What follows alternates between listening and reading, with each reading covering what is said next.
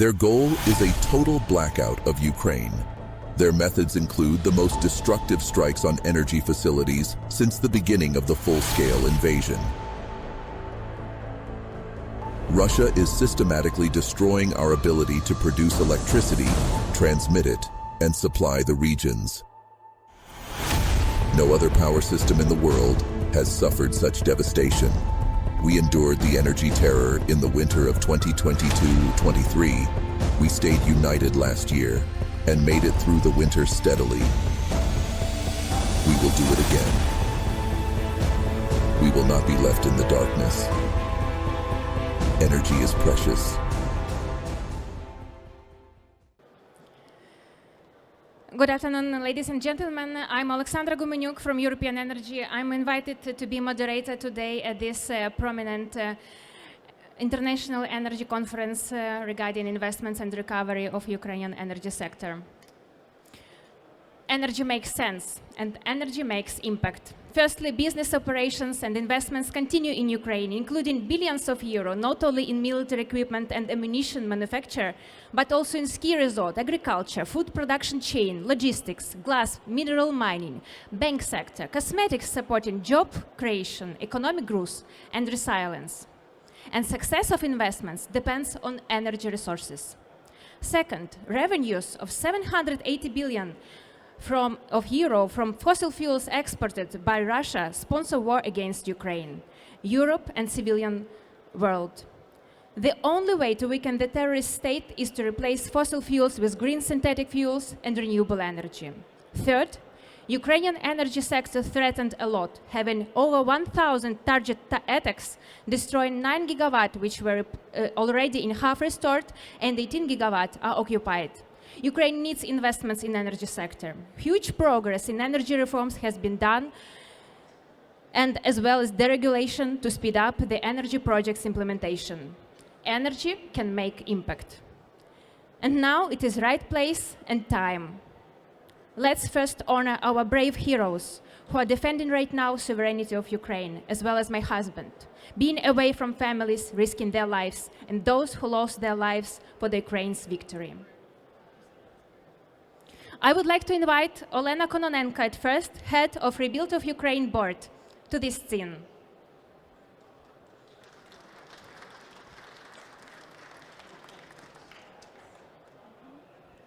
Thank you very much.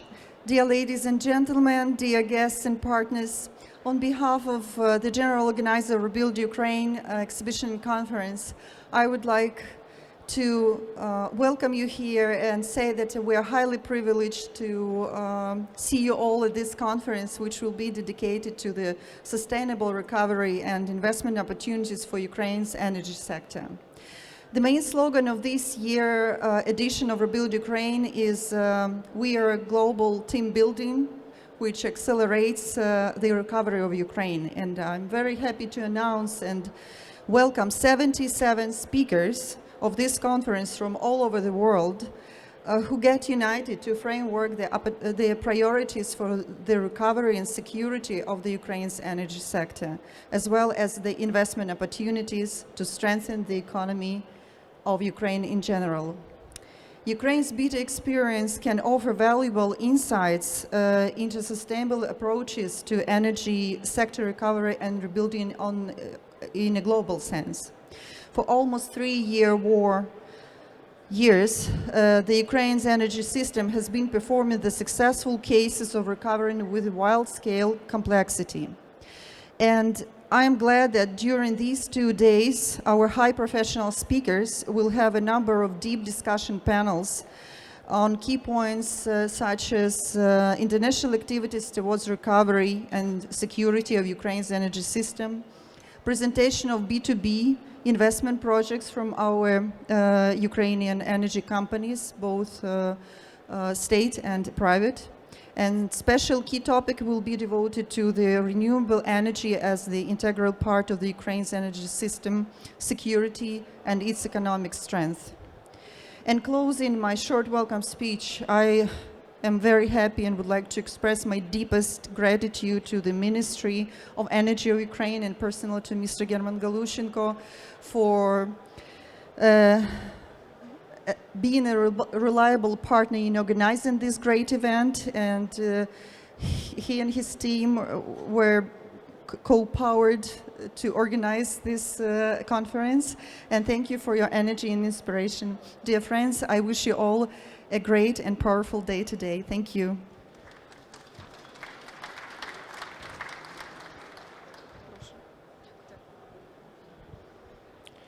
So right now I would like to invite to the stage speakers for our first panel, High Policy Level Strategic Priorities in Energy Transformation and Recovery of Ukraine. Mr. Roman Andarak, you are very welcome to the stage. He will be the moderator. This is Deputy Minister of Energy of Ukraine for Digital Development, Digital Transformation and Digitalization.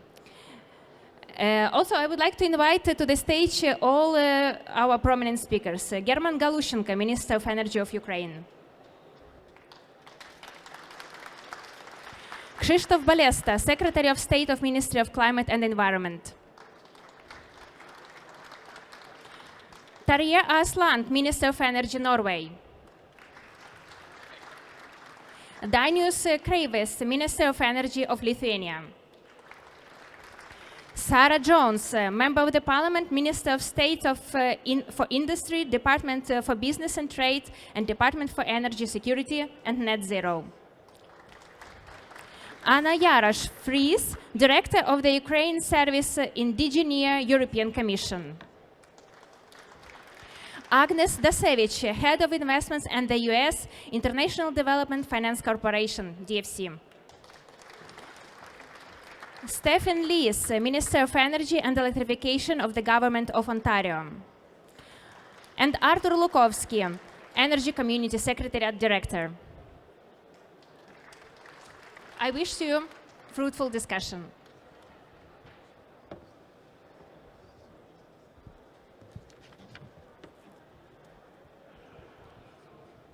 Dear colleagues, good afternoon. First of all, I would like to commend your participation in this conference. Your presence here is a clear sign that you believe in our victory. And I would like to start by asking you to give an applause to all the energy workers that are today in the field trying to repair and restore light and heat to Ukrainian citizens.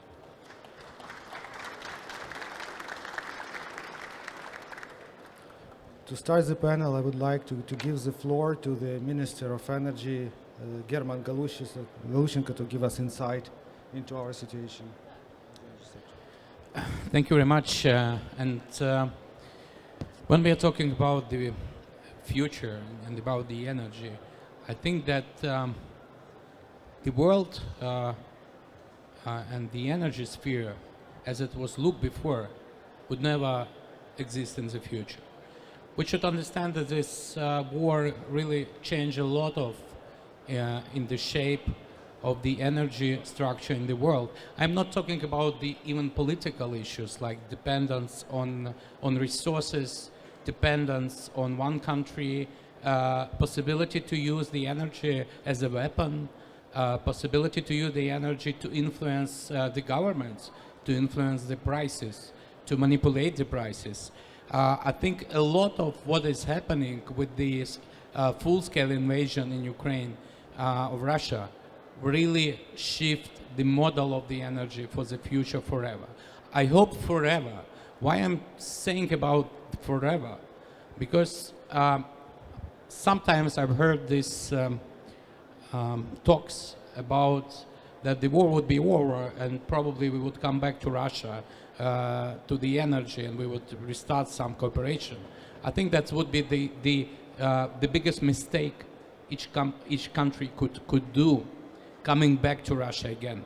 Never again. That is first what we should acknowledge. Never again to feel independence, to feel your energy security of supply. And we are coming to the economy, we are coming to households, to people, to industry.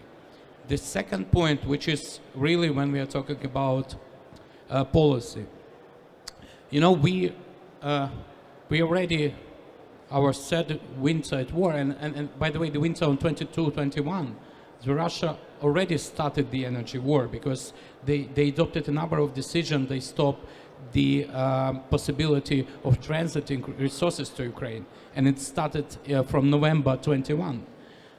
It was a massive cyber attacks each day before the full-scale invasion. By the way, now the cyber attacks is continuing even today.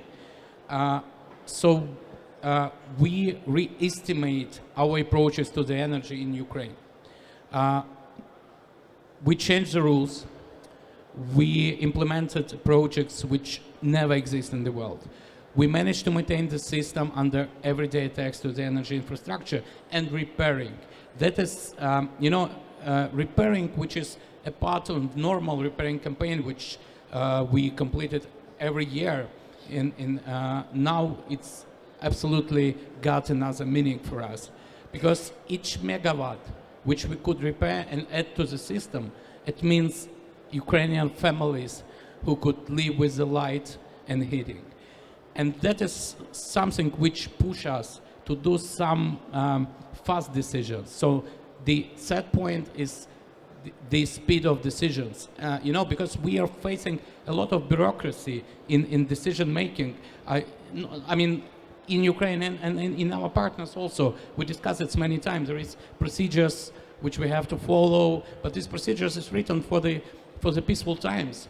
In our case, when I'm sorry, maybe sometimes I'm rather tough on comments on my comments to these procedures, because I'd say when you have vacation in August, we have shellings every day.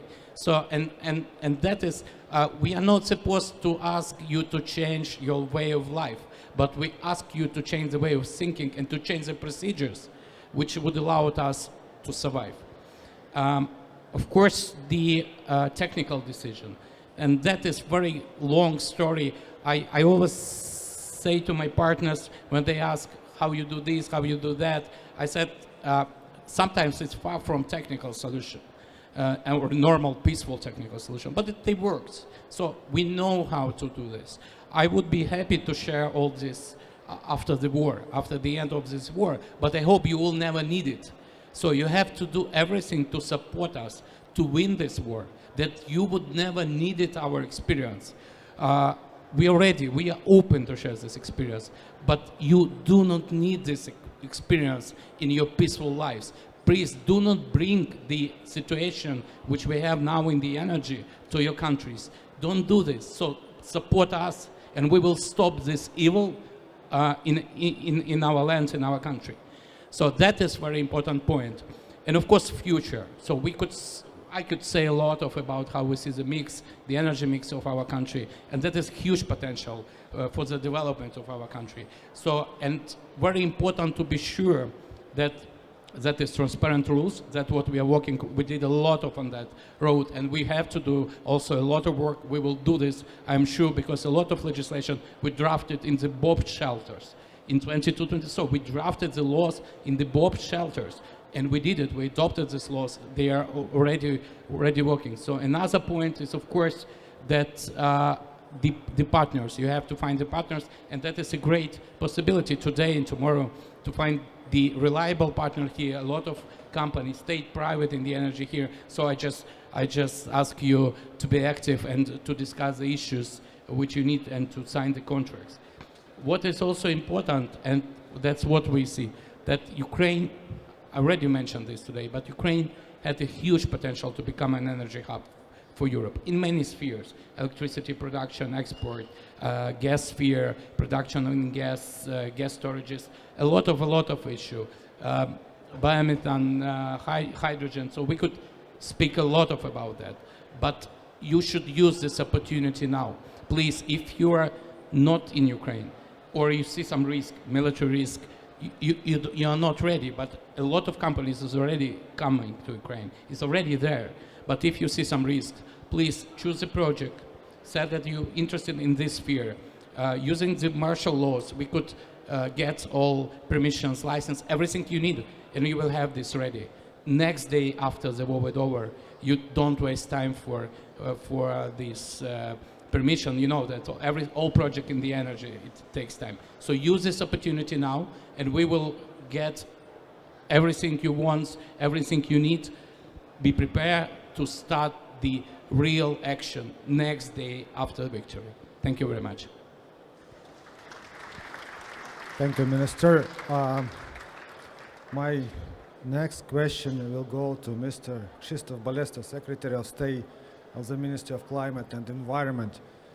Poland was the first country who came at rescue the first hour of Russian aggression and showed its solidarity through those years.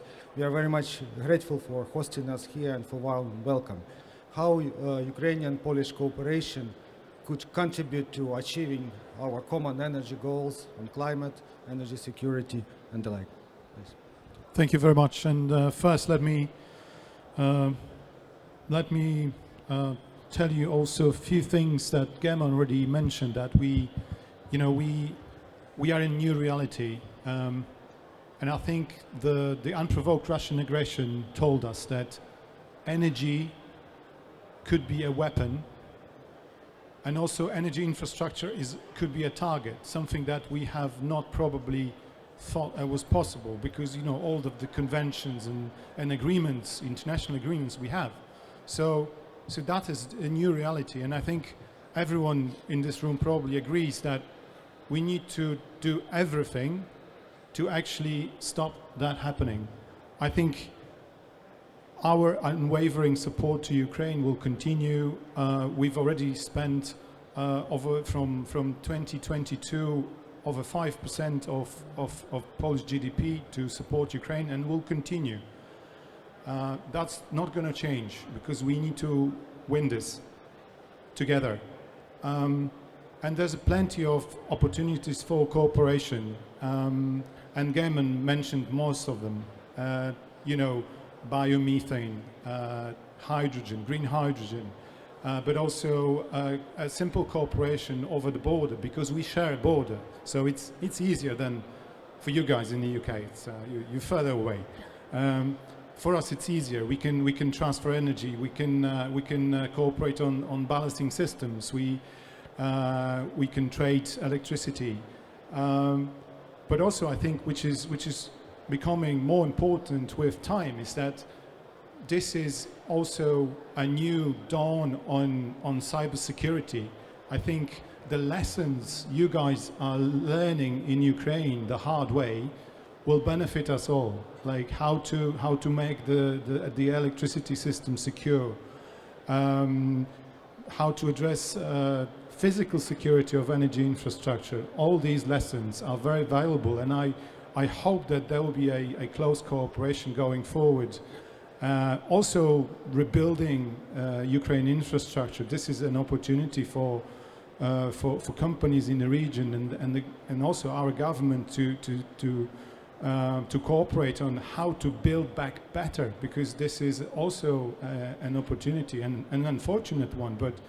But if you need to rebuild the infrastructure, you should do this in a way that it's better than it used to be. So I see many fields for cooperation, and I probably not mention even half of it.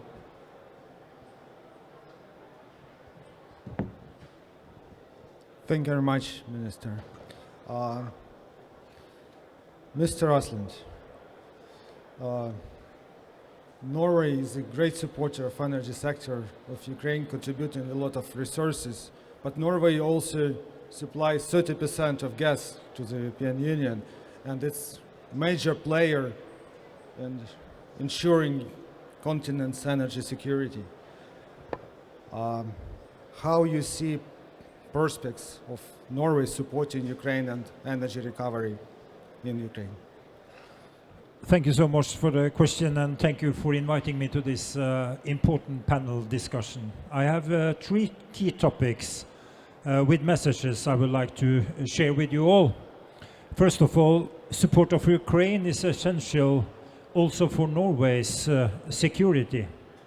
This is why we have expanded and strengthened the support program to Ukraine.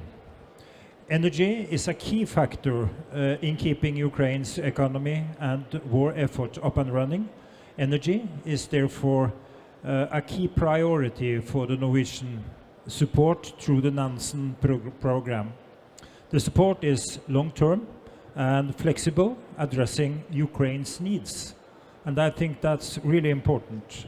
Norway is committed to continuing our support to Ukraine's efforts. We do this through the Nansen program, both for military and for civilian support, where energy is one of the prioritized areas from Norway. And second, the role of private sector and energy companies. The private sector will play an important role in the future reconstruction of Ukraine's energy sector. This is why I am attending in Warsaw together with about 25 Norwegian energy companies. In addition, the Norwegian power sector through the company REN has since March 2022 donated large quantities of technical equipment. This has been an important contribution to the continued operation of the power sector. And the donation will, of course, continue in the future. To attract investments, it is important to establish a competitive, predictable and transparent investment climate. Norway learned this in the early 1900s when we started developing our hydropower system and with foreign capital and foreign technology. And later in the 1970s when we started exploring our petroleum resources. The government worked together with foreign private investors. We established a transparent and predictable framework that was attractive to investors, but at the same time we secured the state's interests and a long-term control of these important resources. And I think that's important when we are talking about rebuilding also Ukraine. And I will say after a round in the exhibition I'm quite optimistic because of the large interest from the companies to support and see opportunity in Ukraine. And I think that's maybe the most important thing just now, to having a good relationship and develop business-to-business cases that can support Ukraine in the future. And the last thing I will mention is enhanced energy security and international cooperation. These are key elements to consider when reconstructing the energy sector. Norway will be pleased to share our experience from working with private and foreign investors and companies in developing our hydropower and petroleum resources.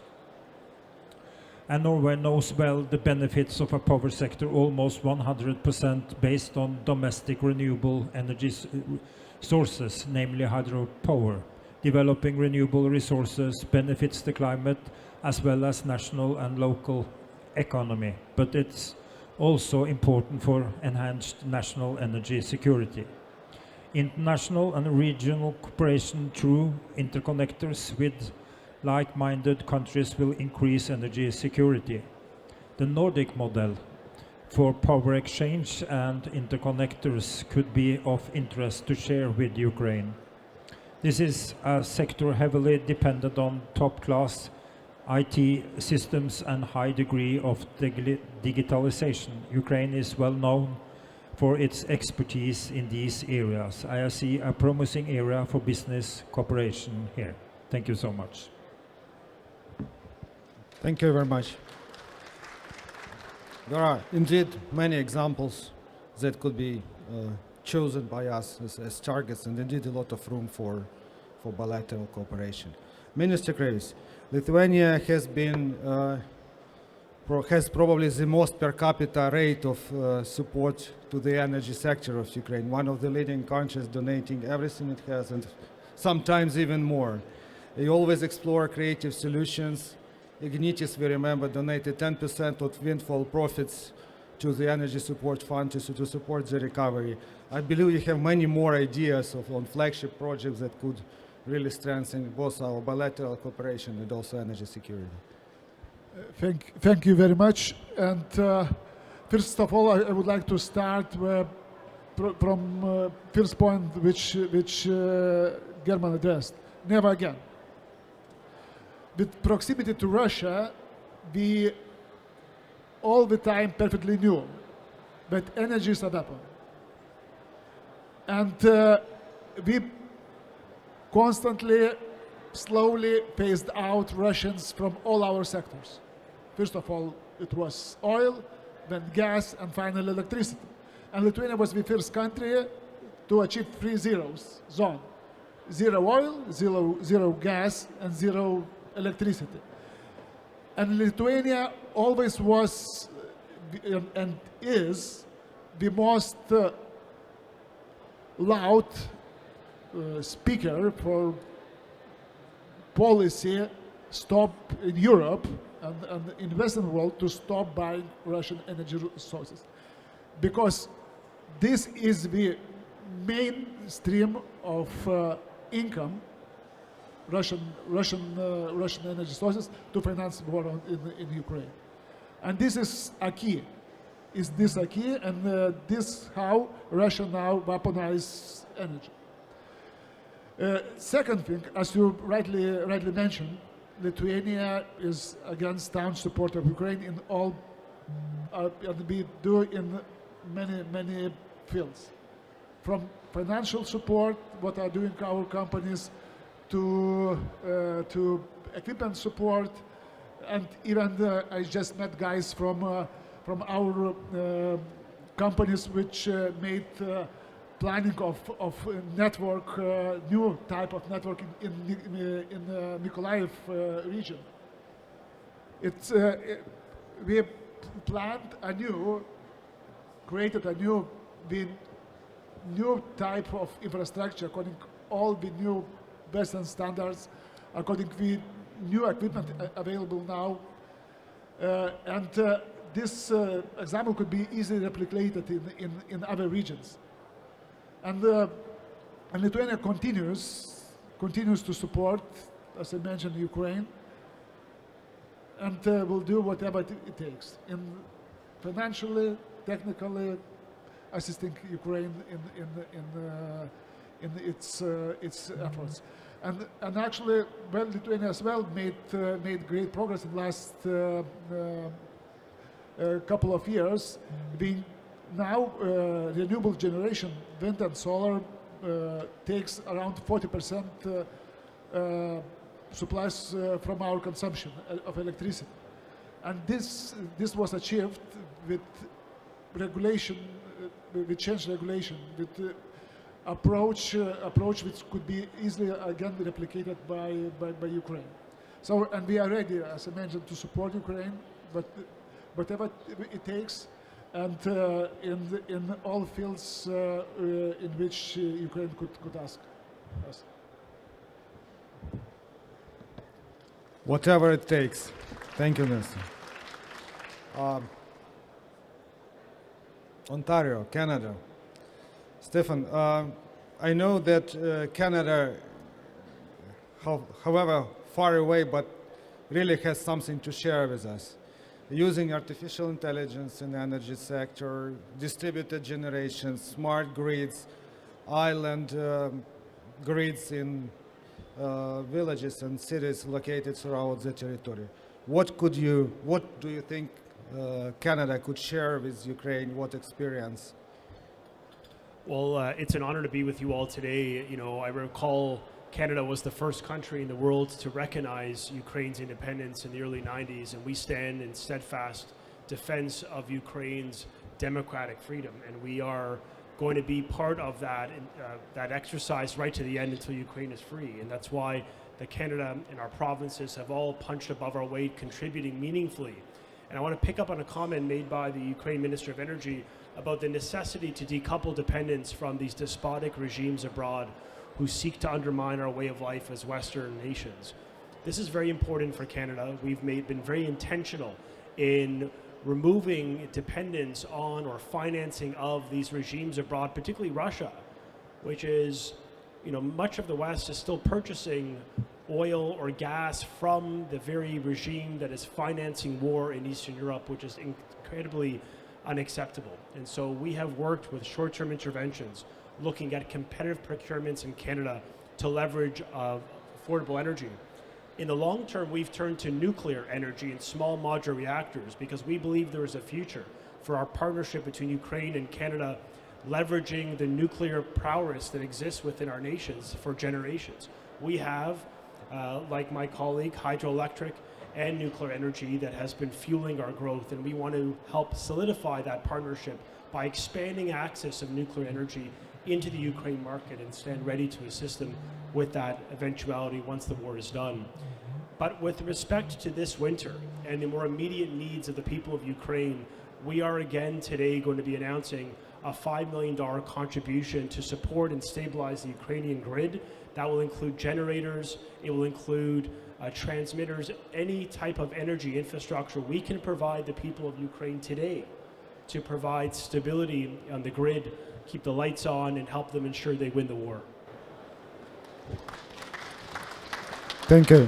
Thank you for all the support we received from the Canadian people. Minister of State of Industry, Ms. Jones, it was a pleasure to meet you this morning. Following our morning discussions, what do you think Ukraine should do to attract more investments into the energy sector in Ukraine? Thank you. Thank you. And thanks for the question. And can I just reiterate again how glad I am to be here, how steadfast the UK's support to Ukraine is, and I am struck by how important it is that we have events such as this, not just to build those partnerships and to make sure we can help in the best way we can, but just to hear from colleagues in Ukraine about the reality of their day-to-day situation and to make sure that is always front of mind in the conversations and the support that we're providing to Ukraine and the partnerships we build together. We're talking about how we decouple our energy supplies from the whims of dictators. We're doing the same in the UK and are building our energy and our new green energy across the country. And of course, we want to support Ukraine in every way we can as they make that journey. I think for the private sector, to your question, how do we get more private sector investment into Ukraine? There is a challenge. The Minister for Energy said, don't expect us to have the same systems and because we're in a time of war, we're not in a time of peace. Whereas the private sector are looking for more stability and reassurance when it comes to issues around time horizons or standards, regulations. So I think we have to work as governments together to give the private sector the security and the stability and to de-risk the investment as much as we can, whilst acknowledging that we're in a very difficult time and Ukraine is working in a very different way because it's in the middle of a war. So how we as governments can build that bridge between the private sector and the assurance they need, whether it's insurance, whether it's understanding the kind of international regulations and ways of working that we're used to as against working in a time of war. That's the challenge for us as a government, and that's what we will take forward. So thank you so much for having us, and hopefully this can be the continuation of a lot of joint working. Thank you very much.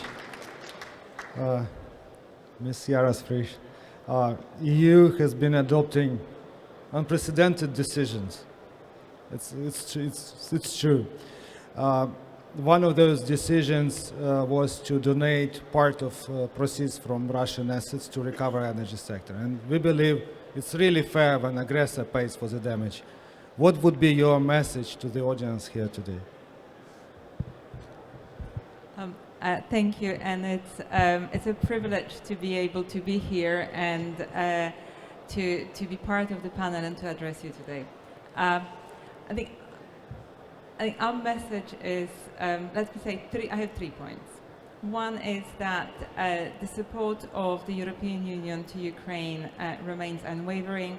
I'll not repeat different numbers, just to keep one in mind, the amounts that member states in the Union are putting into emergency energy support has surpassed 2 billion euros, and we also do a lot of in-kind donation focusing on supporting Ukrainian energy system for this winter, and that's really, really crucial.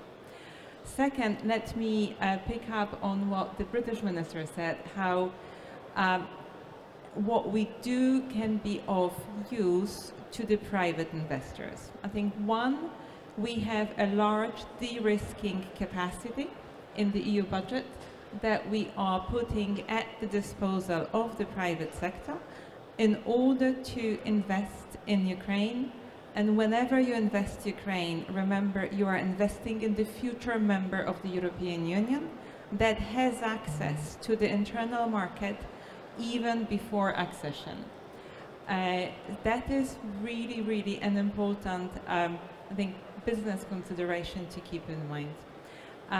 Second, beyond our large de-risking capacity, which is there to take and which is very much focused on investments in the energy, but in the future, in the green, decentralized energy, we provide, through the accession negotiations that we are conducting with Ukraine, a perspective on the stability of the regulatory framework.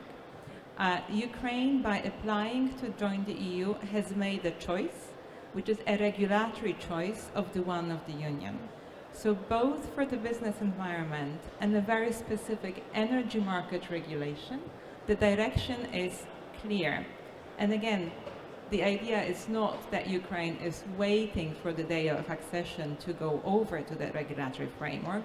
A lot of changes is happening already now, including for elements like defining the conditions for support for renewables or energy market, wholesale energy market regulation.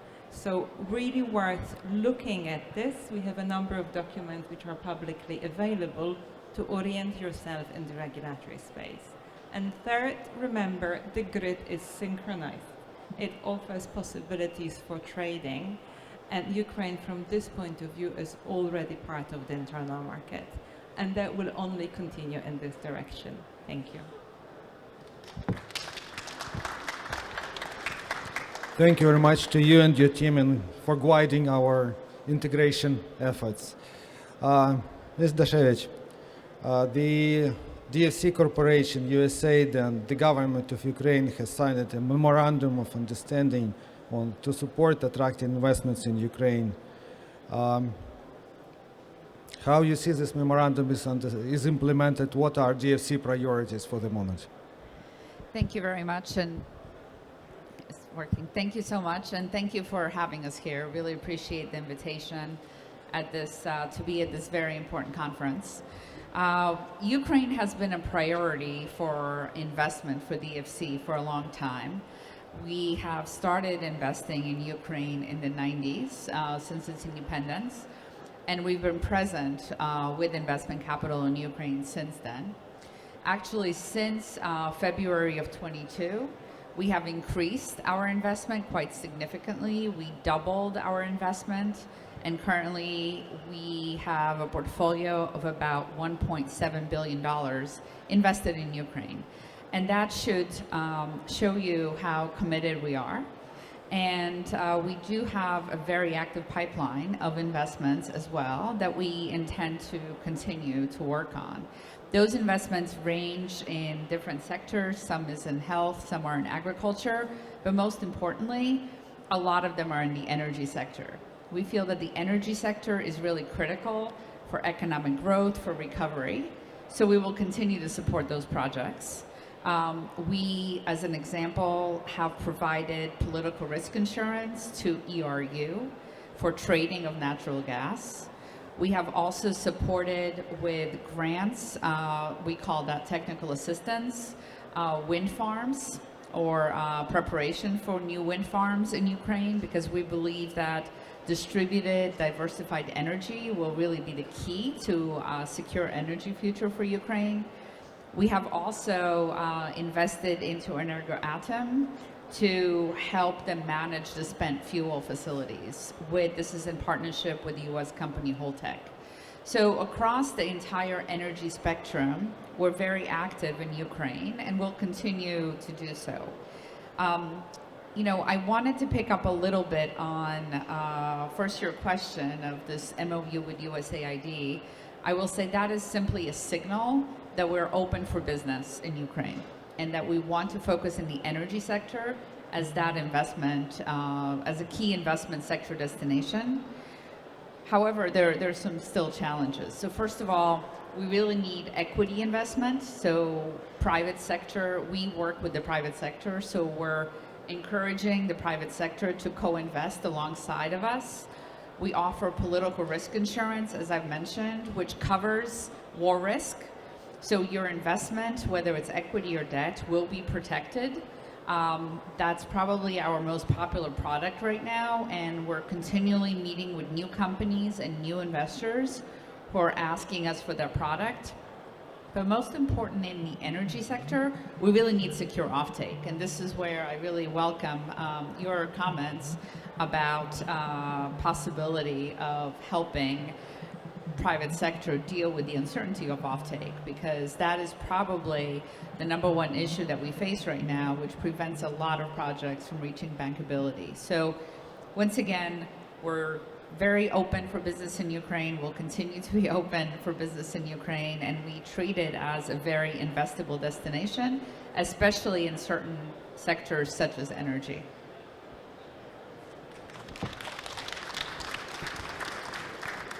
I think I fully agree that the energy sector is backbone of the economy, social services, public services, so kind of criteria and factor for success of investments in other sectors, basically. Arthur, dearest friends,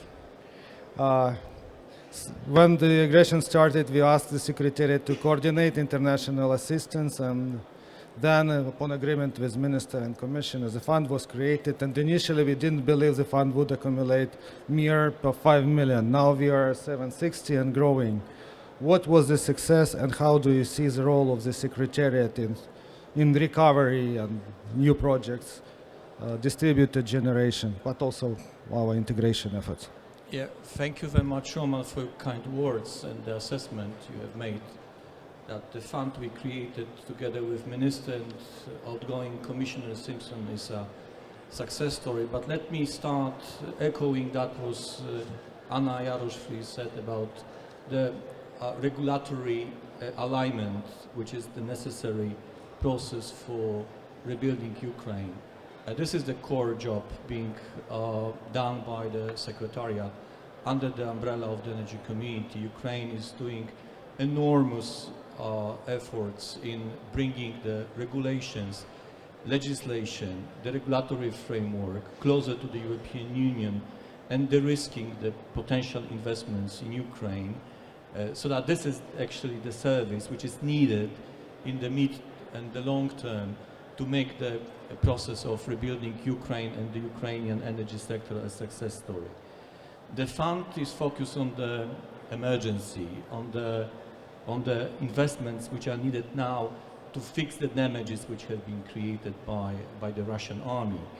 And this vehicle would be not possible without the long-term and strong partnership with the ministry, because the ministry is driving the process of defining what are the needs.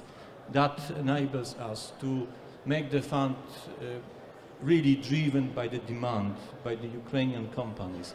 And the structure which has been established is exactly offering this approach by addressing those companies which are in need, those who are prioritized by the ministry, to make the greatest effect and the biggest impact in Ukraine, in the territories where the normal investor would never come close to the front line.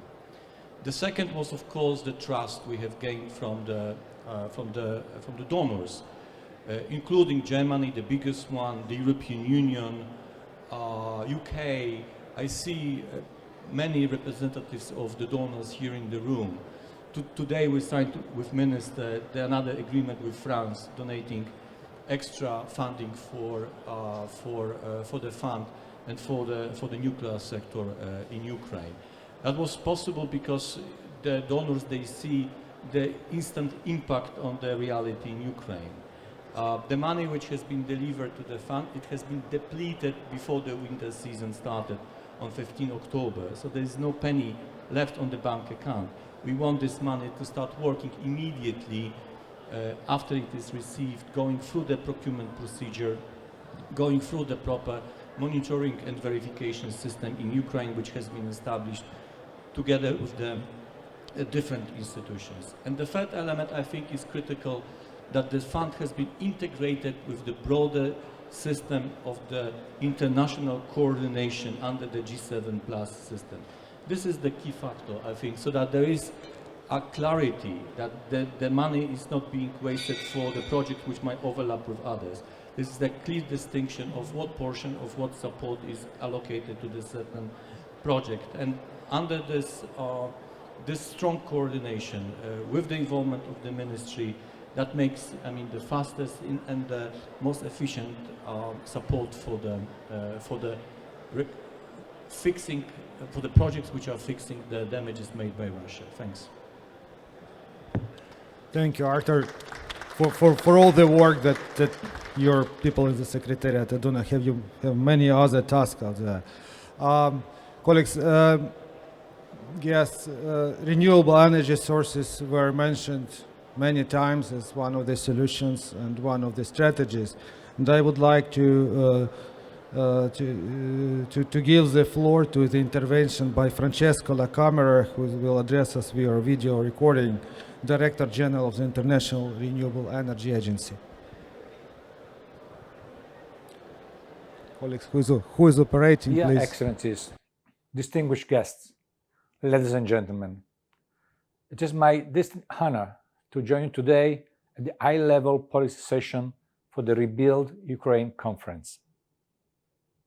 I'd like to begin by expressing my sincere gratitude to the Minister of Energy of Ukraine, His Excellency German Galushenko, for the invitation to this gathering.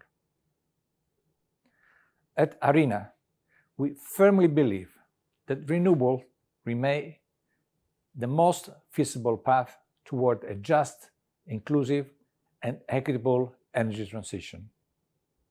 Ukraine stands at a critical juncture in its energy journey. With as much as 80% of its power generation out of operation, the country faces a winter with a potential 6 gigawatt electricity deficit, even with imports.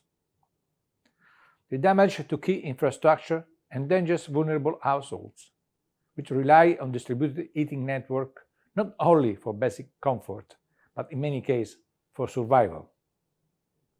In response, Ukraine is embracing renewable energy to fight energy insecurity and safeguard its citizens.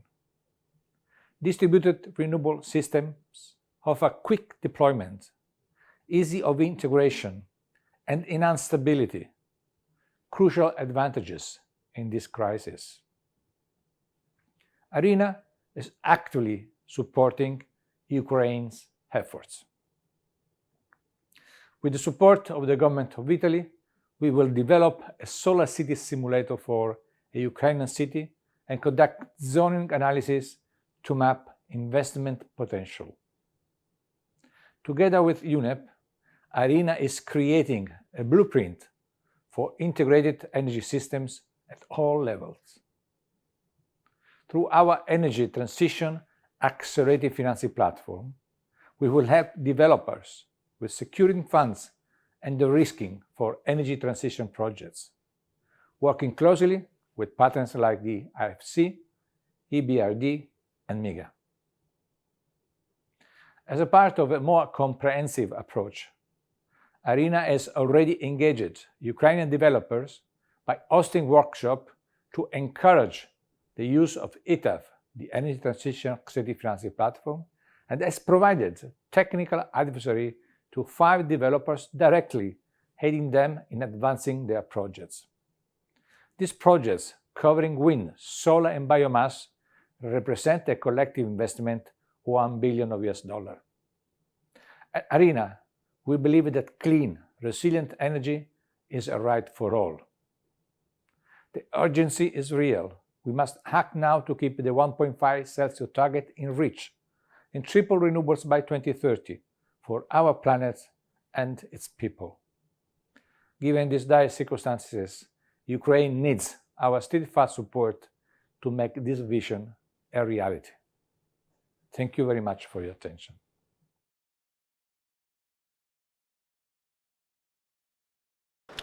Thank you, Francesca. And indeed, the cooperation with ARENA is ongoing. There are several projects in mind, so stay tuned. We will announce them in the coming weeks. But nevertheless, already now we encourage all developers to use a tough platform to submit their projects that could be financed from the fund. Thank you, speakers, for their interventions. I would like to use a couple of minutes to provide you probably final remarks, final words, conclusions from the speeches, and I will start probably with Artur. We go one by one with Minister Galushenko finishing the last, if around 30 seconds. Okay, I try to be short. So, I mean, just what we discussed here, there is important because our view that is a view from the country at war. And everything we discussed about renewables, that is, we see it not only the green transition goals, we see it as a part of energy security. Because from the point of view of military targets, wind farm or solar farm, it's more difficult targets if they are decentralized than, for instance, a thermal plant. Which is huge, which is very easy, could be attacked and destroyed. Unfortunately, we already faced this. So first of all, that is the issue of energy security.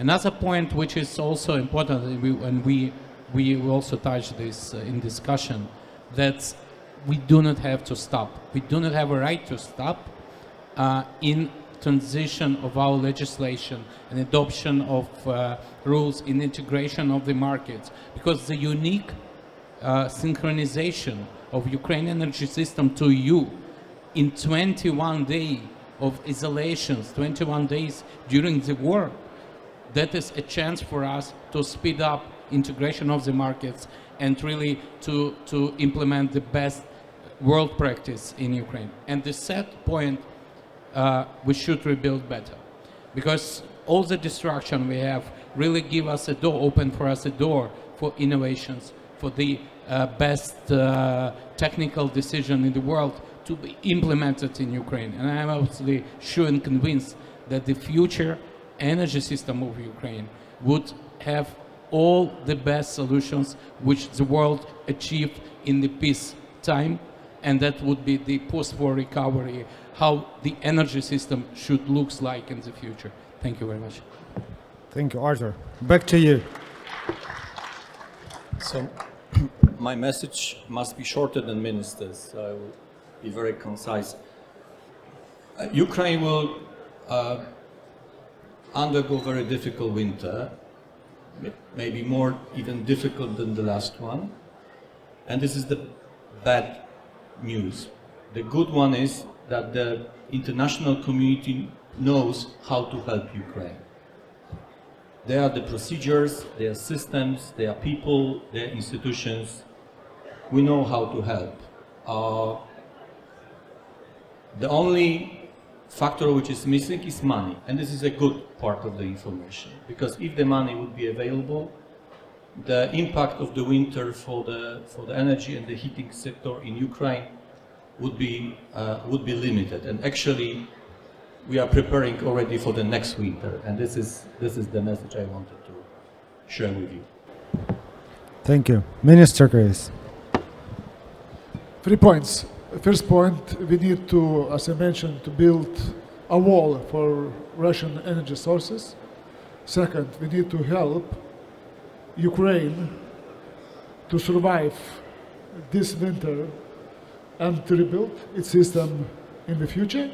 And the third one, Ukraine needs defense, air defense, and alliances to hit Russian targets with newest weapons. This is 3 messages I would like to address. Thank you. Minister Asland. Thank you. I think these panel discussions also show us that we have to support Ukraine for a long term, and we have to be flexible and to meet the needs of Ukraine. And then I will underline the meaning of building a trust fundament for business-to-business development between foreign companies and Ukrainian companies to recover Ukraine. Thank you. Thank you, Stefan, please.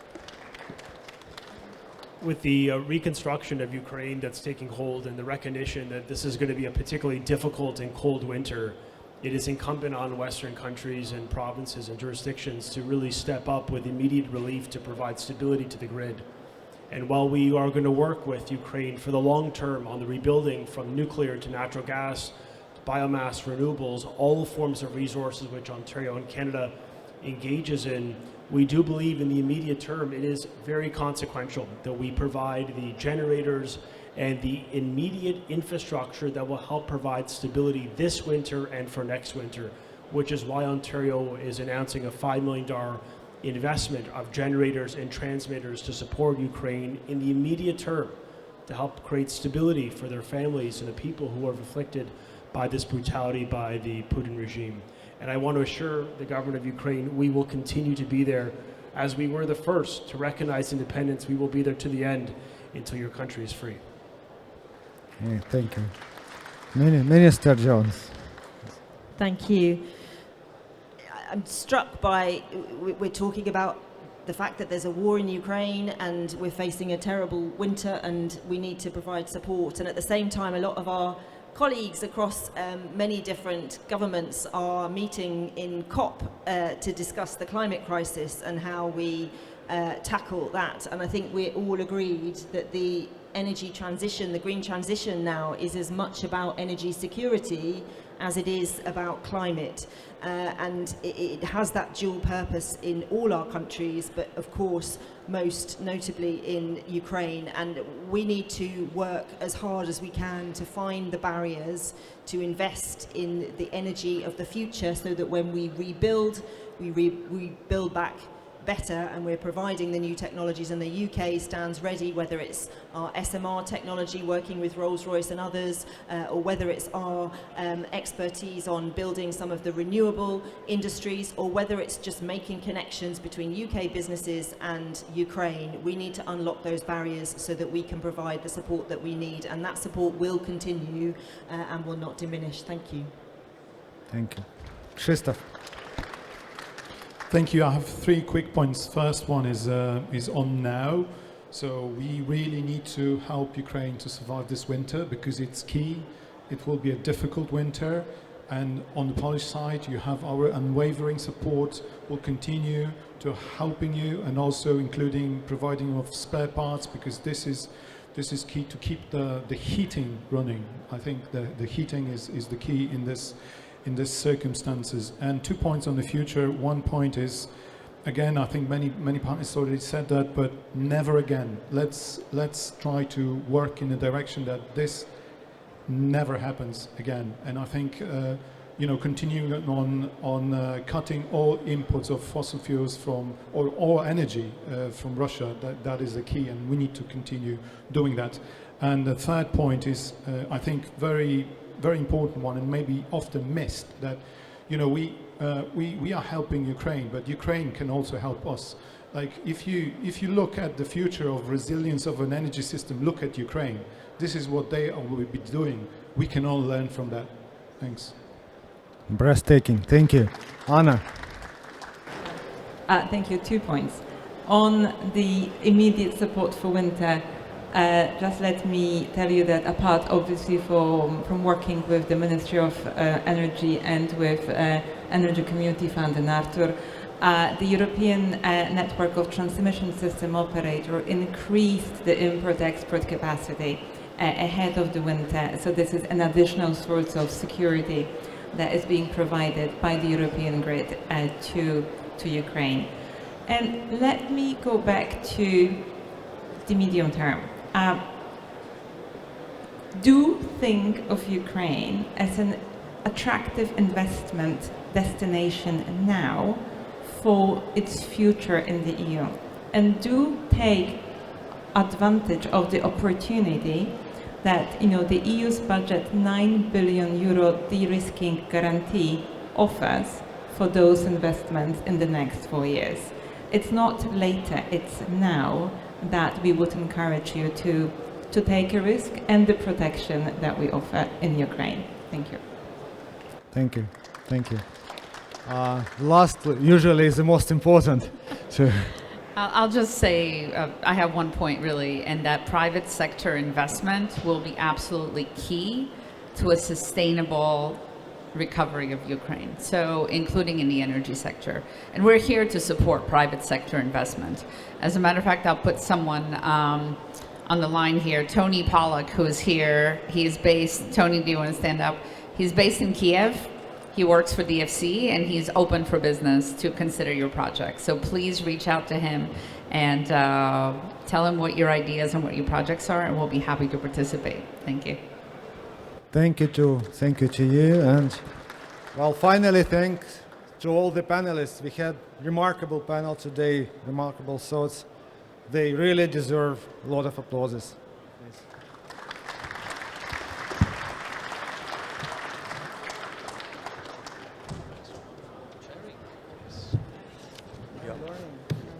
Мастering, ми йдемо з Артуром, там я пообідаю, і ми поговоримо. Добре?